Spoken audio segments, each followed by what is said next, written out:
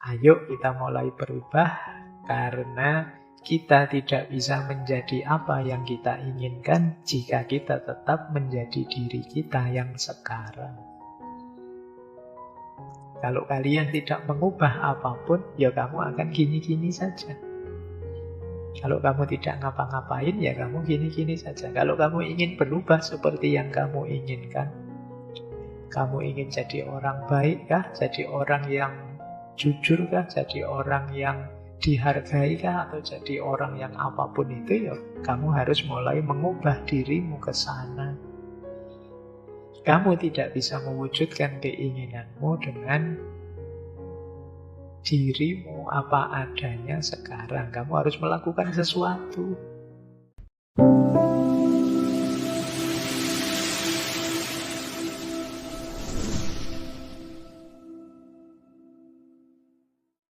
Bismillah, mari kita lanjut lagi, belajar lagi, ngaji lagi. Kita mulai ya, ini penting untuk teman-teman, untuk menghidupkan Kaizen, baik sebagai pribadi maupun di satu organisasi atau lembaga. Yang paling pokok, yang pertama, mulailah dari masalah-masalah kecil. Jadi dalam Kaizen ada asumsi kemajuan itu tidak dimulai dari proyek besar, tapi keberanian kita memperbaiki hal-hal kecil yang mengganggu pekerjaan sehari-hari. Misalnya ya, di satu kantor misalnya, di situ ada kebiasaan terlambat rapat. Ini khas Indonesia ya, rapat itu selalu terlambat. Nah, apalah itu budaya kita kan, semboyan kita kan melestarikan budaya. Budaya kita itu kalau rapat undangannya jam 8, ya kemungkinan rapatnya mulai jam 9, 10, dan lain sebagainya. Itu pun nanti biasanya ya tidak ada keputusannya. Banyak rapat itu keputusannya kita akan rapat lagi besok. Kenapa begitu? Karena biasanya yang dibahas hal-hal yang sangat besar, bukan masalah-masalah kecil. Harusnya kalau versinya Kaizen, coba deh diawali dari masalah kecil. Misalnya, apa sih yang membuat rapat ini sering terlambat? Oh, mungkin di situ saya kasih contoh ya. Proyektornya itu loh sering belum siap. Jadi orang-orang sudah datang masih harus disiapkan lagi, toto-toto lagi. Nah, ini kelihatannya sepele, wong cuma noto proyektor, tapi kan ya akumulasinya bisa luas. Nah, sekarang terus ditanyakan, kenapa sih kok proyektornya itu sering terlambat? Misalnya, terus bagaimana cara memperbaikinya? Siapa sih yang bertanggung jawab menyiapkan? Ini kecil-kecil, tapi kalau ini terselesaikan lumayan. Solusi rapat telat tadi bisa diatasi. Mungkin yang kedua, terus mungkin dibahas, kenapa rapat sering telat?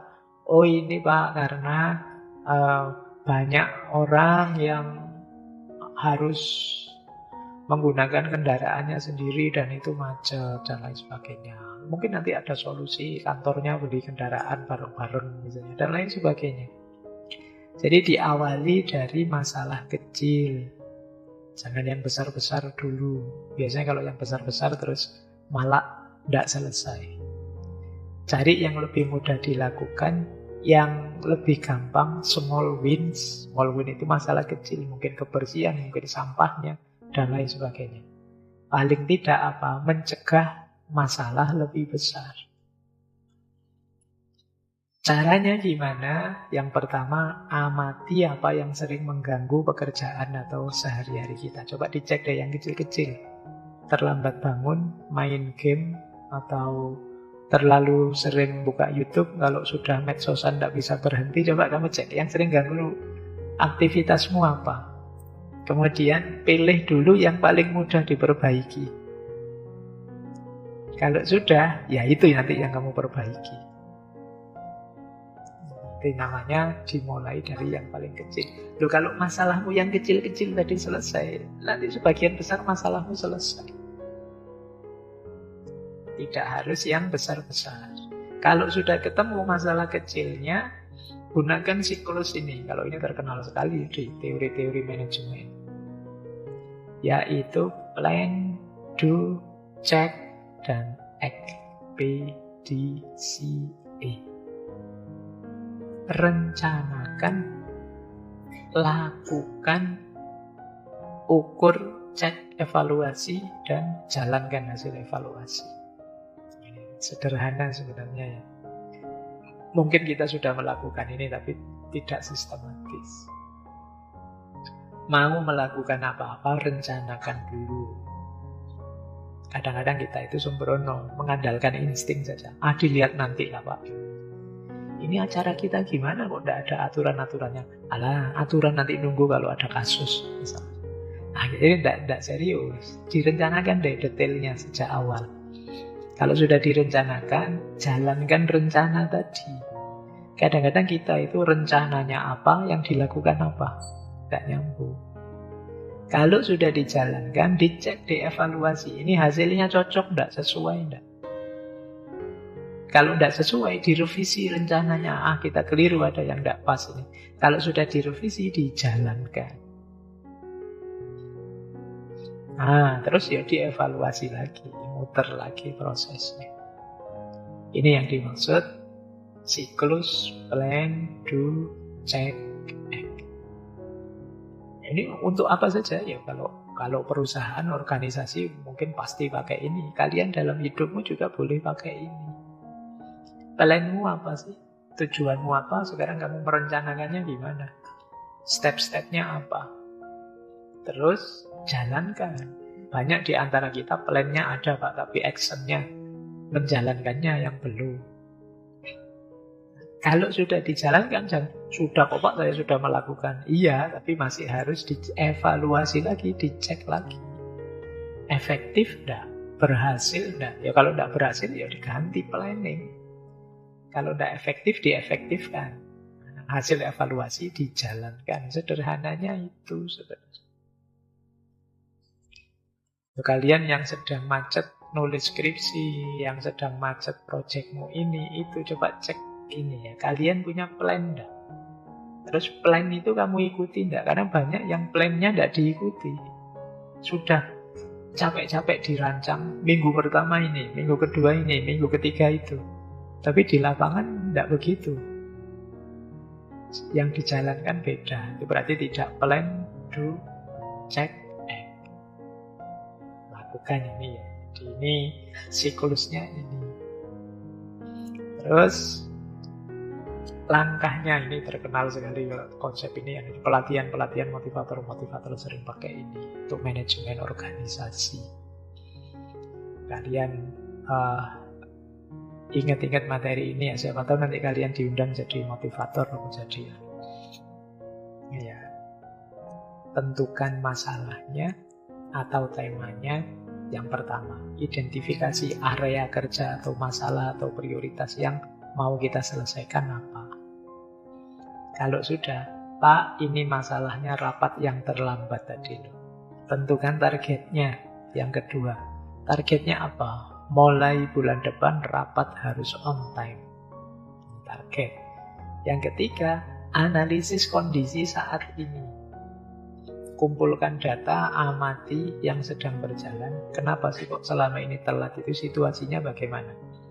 Gunakan yang keempat itu ya, akar penyebabnya apa. Nanti ada metode namanya 5 ways. 5 whys. Jadi 5 mengapa. Jadi tanyalah mengapa sampai 5 level. Nanti akan ketahuan akarnya, nanti ada penjelasan. Kemudian kalau sudah rancang solusinya, kalau sudah dirancang, jalankan perbaikannya. Kalau sudah dijalankan perbaikan, evaluasi hasilnya. Kalau hasilnya kok cocok, ternyata cocok ini. Masalah selesai, jadikan itu standar. Benar ini sudah bagi. Kalau sudah benar rasanya cocok, jadikan standar. Dipermanenkan solusi tadi. Itu namanya jadi standar.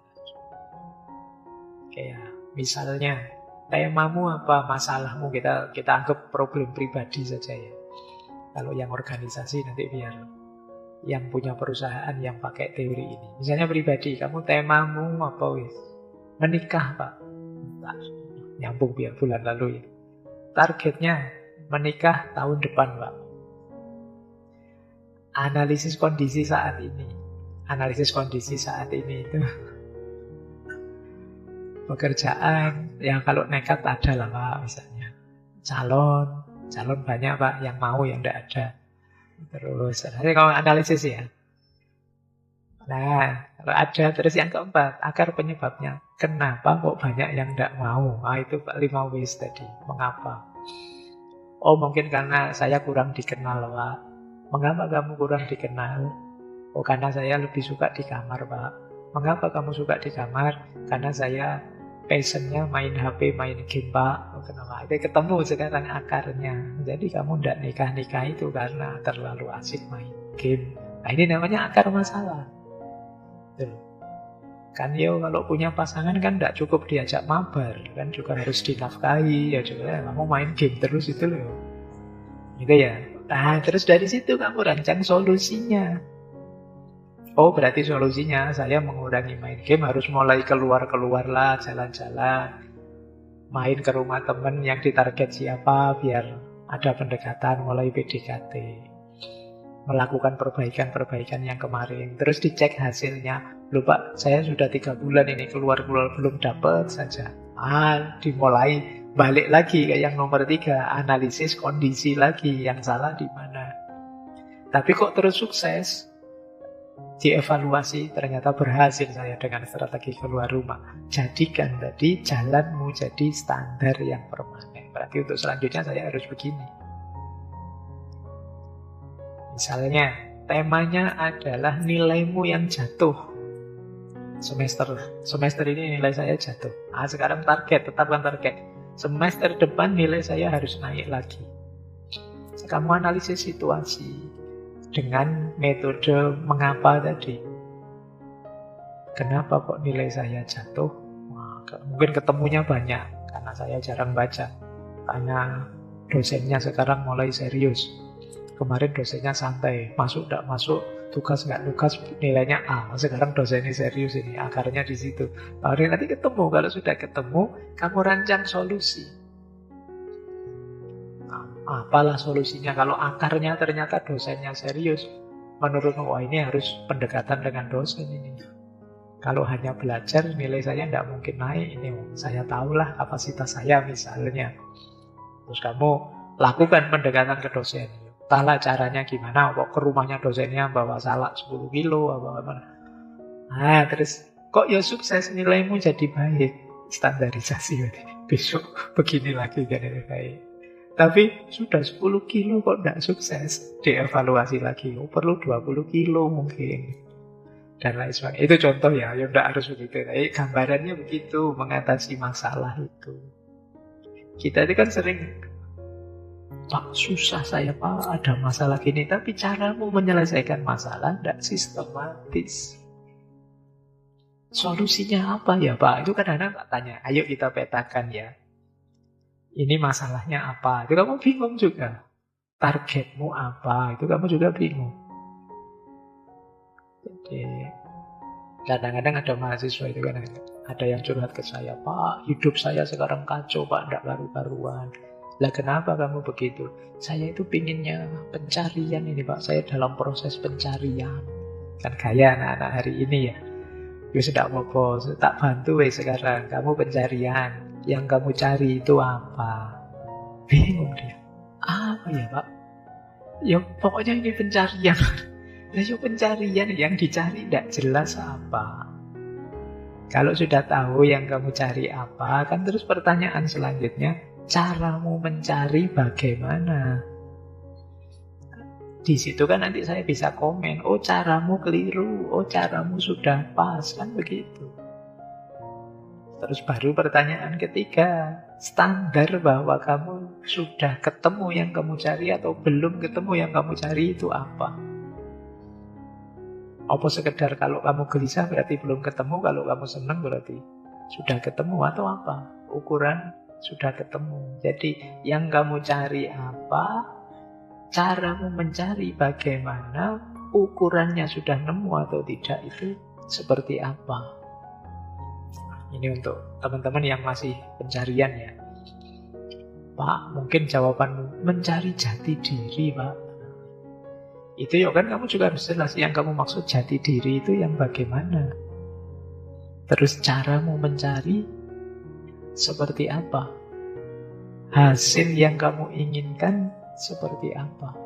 Ini penting, ini yang saya maksud ya. Kadang-kadang kita itu ada banyak sekali ragam masalah, cuma kita tidak sistematis memetakannya, akhirnya kita bingung sendiri. Nah, di antara caranya dalam Kaizen terkenal sekali istilah metode tadi ya 5 why. 5 why itu tanyakan mengapa sampai 5 level. Ya ini sebenarnya istilah 5 itu ndak harga mati ya. Bukan kok pasti sejumlah 5. Itu saya kasih contoh ya, misalnya loh ini kok mesinnya mati. Kenapa? Oh karena sikringnya putus. Kenapa sikringnya putus? Karena listriknya terlalu besar. Kenapa listriknya terlalu besar? Karena mesinnya terlalu keras kerjanya. Kenapa mesinnya terlalu keras kerjanya? Karena jarang dirawat. Kenapa jarang dirawat? Karena tidak ada jadwal pemeriksaannya, jadwal perawatannya. Kenapa kok tidak ada? Karena petugasnya tidak ada. Kenapa? Nah, itu kan ketahuan sampai akar. Kenapa kok belakangan banyak ada pemadaman misalnya? Coba kamu tanya why sampai 5 level ya. Nanti akan ketemu akarnya di mana. Jangan sekedar level 1. Kalau level 1 kenapa kok ada pemadaman bergilir? Oh karena batu baranya misalnya untuk pembangkit listrik mulai banyak berkurang. Kenapa banyak berkurang? Karena pasokannya turun. Kenapa pasokannya turun? Oh, karena perusahaan-perusahaan batubara yang ada tidak mau menjual lagi ke PLN. Kenapa kok tidak mau menjual? Itu kan nanti ketemu akarnya. Itu yang dimaksud 5 why tadi. Pak, saya itu sampai usia sekian kok kalau PDKT ditolak terus ya Pak, nembak ditolak terus ya Pak. Ini kan bisa kamu tanya sampai 5 level. Kenapa kamu ditolak? Selama ini alasannya apa? Misalnya, alasannya dia ingin berteman saja, Pak. Nanti kamu tanya, wah kenapa kok dia ingin berteman saja? Dan lain sebagainya. Oke, ini metode 5 why. Coba ya kalau kalian ada masalah, ingin menemukan akarnya, tanyakan sampai 5 level mengapa. 5 bukan ukuran, bisa sampai 7, bisa sampai 8. Yang penting jangan cuma sekali. Mengapa kalau ngaji saya ngantuk? Oh, karena ngajinya malam. Kenapa ngaji itu kok malam? Ya karena yang ngaji Pak Faiz kalau pagi di kantor. Kenapa kok ngantor? Ya karena dosen. Oh, berarti solusinya yang ngaji jangan Pak Faiz biar tidak malam. Itu contohnya ngono ya, tapi ini contoh 5 why tadi. Terus ukur hasilnya. Jadi kadang-kadang kita itu ya ikhtiar, ya maksimal perbaikan dan lain sebagainya, tapi kita tidak mengukur hasilnya. Jadi tanyakanlah apakah perubahan ini membuat keadaan jadi lebih baik. Jangan sekedar usaha, tapi juga mengukur hasilnya. Apa sih yang diukur? Ya mungkin waktunya, jumlah kesalahannya, biayanya, kualitasnya, dan lain sebagainya. Pertanyaan utamanya, sebelum diperbaiki bagaimana, setelah diperbaiki bagaimana. Setelah saya melakukan ini ada efeknya enggak? Dulu seperti apa, sekarang seperti apa. Kalau memang hasilnya baik, sukses, seperti tadi ya, jadikan standar. Kalau tidak, diulang lagi prosesnya. Jadi ini penting mengukur hasil ini. Baik, saya lanjutkan. Nah, di antara implementasi Kaizen yang terkenal sekali itu prinsip 5S. Ini beda dengan 5S-nya, 6S-nya Ki Ageng Suryo Mentarong. Ini beda, ini prinsip untuk kantor sebenarnya. Lingkungan kerja. Tapi ini bisa untuk lingkunganmu ya. Jadi membangun kebiasaan sehat dan efektif di lingkungan kerja. Ini rumusnya 5S yang terkenal, yaitu Seiri, Seiton. Seiton bukan setan loh ya. Seiso, Seiketsu, dan Shitsuke. Seiri itu ringkes. Maksudnya apa? Pisahkan, pilah barang-barang yang diperlukan dan yang tidak diperlukan, yang dipakai dan yang tidak dipakai. Ini boleh kalian pakai untuk kamar kosmu atau ruanganmu yang mana ya. Prinsip pertama itu sort, pilih, ringkes, seiri. Ini saya pakai, ini tidak saya pakai, ini saya pakai. Yang tidak dipakai sumbangkan, yang tidak dipakai buang kalau memang sudah tidak layak, yang tidak dipakai mungkin ada orang lain yang perlu, atau kalau bisa dijual ganti yang baru yang kamu butuhkan bisa. Jadi yang pertama pilih, pisahkan, yang kedua rapikan. Seiton tadi, set in order. Tata susun yang tersisa dengan model yang mudah ditemukan dan siap digunakan kapan saja. Kalau kalian punya organisasi, punya lembaga, pastikan ini ya. Yang tidak penting dibuang, yang penting-penting disisakan, ditata yang baik, yang mudah ditemukan, yang pas mau dipakai langsung ketemu.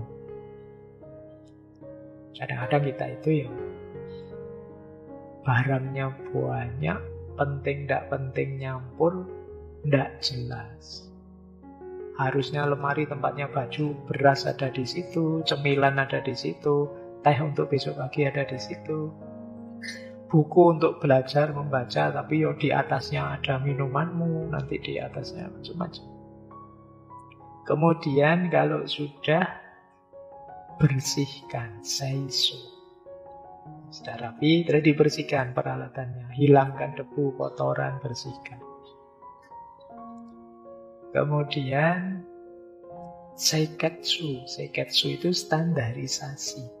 Tadi 3 proses yang awal, kalau ini lembaga, rumuskan standarisasinya. Jadi bagaimana cara memilahnya, merapikannya, membersihkannya. Bikin kalau kantor SOP-nya. Jadi ini namanya seiketsu.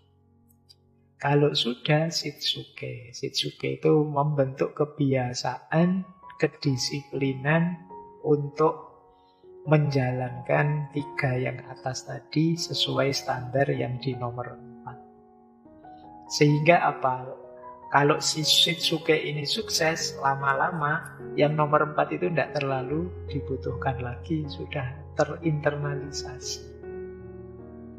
Jadi ini 5S untuk mengefektifkan, merapikan, menyamankan ruang kita. Ini contohnya.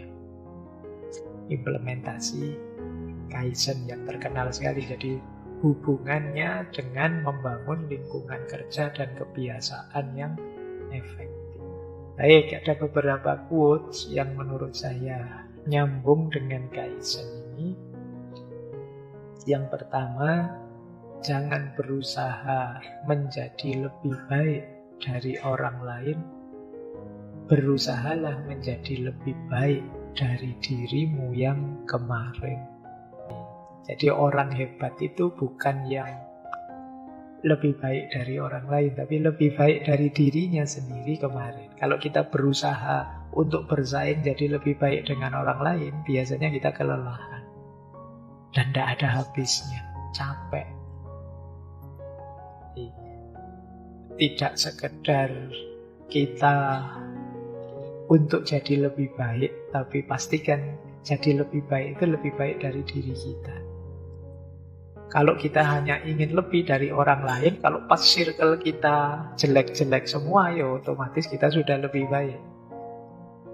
Dan kita tidak mungkin jadi berkembang lagi. Tapi kalau circle kita kuat, memang lebih baik dari orang lain, bisa membuat kita meningkat terus. Tapi yang paling fix, yang paling mudah mengukurnya dengan diri kita sendiri. Kemarin saya bagaimana, sekarang saya bagaimana. Jadi menerapkan Kaizen ini, pastikan tadi ya, saya ulang lagi pertanyaan ini. Apa yang bisa saya pelajari hari ini? Kebiasaan kecil apa yang bisa saya perbaiki? Kemudian bagian mana dari hidup saya yang sedikit lebih baik? Ini tanyakan terus ya, saya lebih baik apanya? dalam hidupku. Jadi yang kecil-kecil saja, jangan yang besar-besar. Nanti akan terakumulasi. Kalau kita sibuk menanyakan ini, kita tidak akan sibuk membanding dengan orang lain. Karena ukurannya ya diri kita sendiri. Nah ya, nanti sebelum tidur coba tanyakan dirimu ya. Hari ini saya sudah lebih baik apa? Kalau tidak ada, rancang untuk besok ya. Besok saya harus lebih baik ini. Misalnya, besok saya akan mulai sebelum sholat subuh ditambah sholat sunnahnya. Besok saya akan mulai bangun 10 menit lebih awal biar lebih segar. Besok saya akan mulai meskipun tidak keluar-keluar saya akan gerak badan. Coba diniati begitu. Kalau hari ini tidak ada yang lebih baik, hari besok boleh target yang lebih baik apalagi. Lu bayangkan kalau kita punya rencana perbaikan diri, meskipun kecil-kecil, pada akhirnya akan terakumulasi. Jadi zaman saya mahasiswa, ini sering saya ceritakan di beberapa podcast juga saya ceritakan. Saya pernah punya strategi, ini idealisme saja, setelah baca-baca narasi-narasi Kaizen ini, saya dulu bikin strategi, pokoknya saya dalam satu hari harus dapat satu pengetahuan baru. Ini saya zaman mahasiswa. Jadi berarti setiap hari saya harus dapat satu, dan itu pengetahuan tentang apa saja. Tidak harus filsafat, tidak harus yang dalam-dalam. Pokoknya satu pengetahuan. Jadi sebelum tidur saya tanya diriku, hari ini saya dapat pengetahuan apa? Kok hari ini tidak dapat apa-apa ya saya? Oh apa ya, sejak tadi tidak ngapa-ngapain. Ya saat itu sebelum tidur harus mungkin nyari majalah kan, nyari apa kah, dibuka apa saja pengetahuannya ini hari ini. Itu saat itu saya mikirnya, dengan yang saya lakukan ini satu hari satu, berarti 1 tahun saya dapat 365 pengetahuan baru. Itu saya mikirnya lumayan ini, saya pinter ini mesti. Bayangkan setahun loh dapat 365. Meskipun mungkin pengetahuannya random saja. Ada pengetahuan tentang, oh ternyata begini caranya nempel panci yang bocor. Oh ternyata begini caranya ngetrik biar dosennya percaya kalau kita itu sebenarnya ada halangan tidak bolos. Oh jadi bisa macam-macam caranya. Tapi sehari 1. Nah, karena kalau sehari 10 itu mesti, itu kan kayak kalian kursus bahasa Inggris, biasanya di awal-awal semangat, disuruh ngapalin kosakata, sehari 10 siap, sehari 20 pun siap, dihafalin 10. Begitu dapat sesi ketiga, keempat, kelima, macet biasanya sudah, tidak nambah. Mending 1 saja sehari kamu rutinkan, kamu istiqomahi. Bayangkan kalau itu kosakata, berarti 1 tahun kamu dapat 365 kosakata. Lumayan. Nah, kamu boleh target, saya ingin pinter bahasa Korea Pak besok, saya ingin pinter bahasa Jepang Pak. Bisa saja kamu belajar gitu, terus kamu pelan-pelan saja, 1 hari 1 kata saja atau 2 kata maksimal. Loh, kamu dapat 365 kata-kata dalam bahasa Korea. Jadi biar tidak cuma sarangheyo sama apa, sama kamsahamnida itu dok, apa-apa tuh ngomong doa itu dok. Biar banyak gitu loh, sekalian belajar, kamu nanggung. Kamu bisa 365. Jadi itu yang dimaksud ini ya. Jadi kamu jadi lebih baik. Kemarin kosakata bahasa Korea saya 2, hari ini 4. Itu lebih baik sedikit, tapi lumayan meningkat.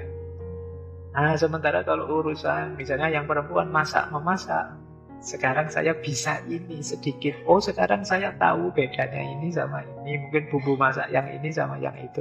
Itu juga sudah meningkat. Jadi pada akhirnya tadi ya, self-efficacy. Kita punya keahlian tertentu yang membuat kita pede, percaya diri. Jadi, meskipun itu mungkin sepele, meskipun itu mungkin tidak penting, tapi dari situ kita membangun keunggulan diri kita. Seperti kata James Clear tadi ya di Atomic Habit, kesabaran adalah keunggulan kompetitif.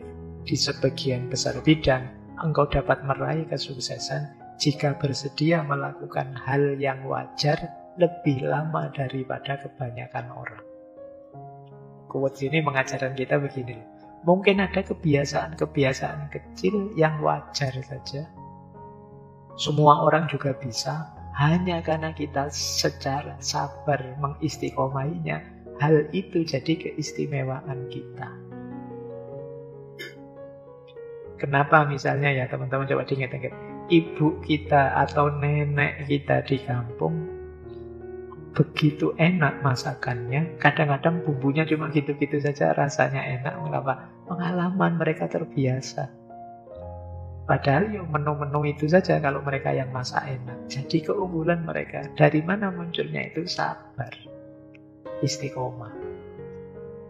Lama-lama passionnya muncul, jiwanya muncul, terus nyambung. Jadi jangan meremehkan hal biasa, hal wajar. Yang itu kalau kamu istiqomah lama bisa jadi keistimewaanmu, keunggulan. Jadi sekedar misalnya ya, kalau kamu ke masjid selalu barisan paling awal, paling depan, itu kan sederhana sekali, biasa, tidak ada istimewa. Tapi ketika terus kamu begitu, orang akan mengenalmu, orang akan mengerti dirimu, memberimu label sebagai yang selalu ada di paling depan kalau jamaah. Padahal itu biasa, tapi jadi keunggulanmu. Kayak tadi saya contohkan senyum. Senyum itu kan biasa, tapi kalau kamu jadikan pencirimu, saya ketemu siapa saja akan senyum. Termasuk orang yang benci saya, termasuk orang yang teman yang tidak terlalu akrab, biasa tetap saya senyum. Itu kamu akan dilabeli, anak ini murah senyum. Yang semula aktivitas biasa jadi pencirimu, jadi keistimewaanmu. Kadang-kadang kalau kamu tidak ada, terus orang kangen senyummu. Ini kalau ada teman yang itu, mesti dia sudah senyum-senyum. Mungkin kamu di Jogja ini kangen orang-orang di kampungmu dengan penciri mereka masing-masing. Padahal itu hal-hal biasa. Kenapa kamu ingat? Karena dia rutin melakukan itu saking seringnya. Berarti kamu bisa ngambil strategi yang sama. Kalau kamu ingin membangun keunggulanmu, ya lakukan hal, tidak harus yang luar biasa, yang biasa-biasa saja, asal sering kamu lakukan jadi kebiasaan. Di situ kamu sedang membangun keunggulan. Ini yang bisa kita ambil pelajaran dari filosofi hidup Kaizen tadi. Ayo kita mulai berubah, karena kita tidak bisa menjadi apa yang kita inginkan jika kita tetap menjadi diri kita yang sekarang. Kalau kalian tidak mengubah apapun, ya kamu akan gini-gini saja. Kalau kamu tidak ngapa-ngapain, ya kamu gini-gini saja. Kalau kamu ingin berubah seperti yang kamu inginkan, kamu ingin jadi orang baik kah? Jadi orang yang jujur kah? Jadi orang yang dihargai kah? Atau jadi orang yang apapun itu, ya kamu harus mulai mengubah dirimu ke sana. Kamu tidak bisa mewujudkan keinginanmu dengan dirimu apa adanya sekarang. Kamu harus melakukan sesuatu. Karena yang namanya keinginan itu kan sesuatu yang hari ini belum terwujud. Ingin kamu wujudkan. Jadi kalau kamu tidak mengubah apa-apa dalam hidupmu, ya kamu tidak akan sampai pada keinginanmu. Maka kita tidak bisa menjadi apa yang kita inginkan jika kita tetap menjadi diri kita sekarang. Itu maksudnya bukan kok kita menipu diri atau apa, enggak. Ya kita kembangkan diri kita menuju cita-cita yang ingin kita wujudkan. Kayak tadi loh, kalau kamu memang cita-citanya ingin jadi guru, mungkin sekarang kamu ngomong di depan orang banyak grogi. Maka apa? Ayo ini diubah. Latihanlah ngomong di depan orang banyak sejak sekarang. Biar nanti kamu bisa jadi guru yang baik. Ini yang dimaksud oleh quotes ini. Jadi kadang-kadang kita itu dengan egoisme kita seringkali menunjuk dada kita bahwa ya saya aslinya kayak gini. Kalau mau ya ini, kalau tidak mau ya sudah. Ini kadang-kadang kita ketusnya begitu. Padahal ya kalau kita ingin memperbaiki diri, mewujudkan cita-cita dan keinginan kita, tentu saja kita tidak bisa sekedar seperti kita sekarang. Kalau kita hanya seperti kita sekarang, ya situasi kita ya tetap sama seperti sekarang. Kalau kita ingin seperti yang kita inginkan, kita harus mulai melakukan perubahan-perubahan aktivitas, gaya hidup untuk mewujudkan keinginan kita tadi. Jadi itu pesan utama dari Kaizen. Lakukan perubahan, tumbuhlah, dimulai dari hal-hal paling kecil, lama-lama kalian akan berubah jadi yang ideal yang kalian inginkan.